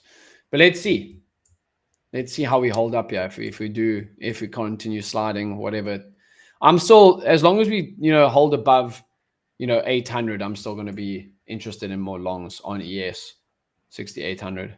That's a pretty big move to the downside, to from 830 to 800. Would you? Yeah, that would be a pretty monstrous move, honestly. And to then look for a trade is what I mean. Yeah. Personally, looking at ES here, and again, I might take this after the stream, but if we get something like this, right? The issue here is where do you put your stop now? So I would look for continuation to the short side. If price can come back into the IB and then look for shorts here somewhere, and then use this like London range as a stop at 820 on ES. But like I mentioned on Friday, I never like to take a trade on the second run. Like it's in my opinion, it's not as clean on the second run that it is on the first one. So it's just something to consider. But this wouldn't be the second run short. Like if we get a nice bounce up, I would love to see a nice bounce up for continuation to the downside. That would be great. And then you can also look at the IB by retracement to start to look for an entry. So I guess this actually, the retracement is in a much more favorable spot here. Sure. So if I zoom in just for a second, so we look at the 25% retracement from the low. I'm going to remove this opening candle. Yeah, no sloppy seconds. Exactly. So I do like this as an entry, but it also depends on how far down we go before we get there. Like if we hit this 800 level and then bounce back up to this 820, the quality of that move is not going to be nearly as nice for me than if we go to this like 810, 808 area and then bounce, because there's just so much more room to travel that I don't know, I'm not too big of a fan of it then. Yeah, you have to be, this is the part of trading that kind of sucks, honestly, where you take the trade, or you identify the trade, you identify the entry, it sets up really nicely, but just the conditions aren't really there. And then in that situation, it works out, but the quality of the setup wasn't really there. So like, just think about like what's happening right now. How often do you see 5 consecutive 5-minute candles that make up 150 points on NQ? Like, this is super rare, right? I mean, it's not super rare, obviously, but like it's pretty rare that this happens, where it's such a clean move down, where you look at a trade, you say like, I'm looking to get short here on ES, and then it just goes straight to your target, like practically zero drawdown. Like that's very, very rare. So the next time you see this, you need to like forget about this trade, which obviously I'm human. Like I'm not going to forget about the trade. Like I thought about the trade on Friday. I'm thinking about this trade now, but my next trade cannot have this in mind. Yeah. So that's fair. Yeah. Okay. I'm still going to be looking at potential trades into the afternoon, but we'll wrap it up here. We're going to be live on Friday again. I've just got a call to get on as well, Andre. But I think there's been some good discussions here today, even though I didn't take a trade. Andre didn't take one, but we have spoken about why we didn't. And hopefully that helps you, just with your discipline, sitting on your hands when you need to be. Yeah. But yeah, have a good rest of the day, guys. And then we'll see you on Friday, live stream as usual, same time, 9 a.m. Eastern time. All right, guys. Yes, sir. Cheers, guys. Have a good rest.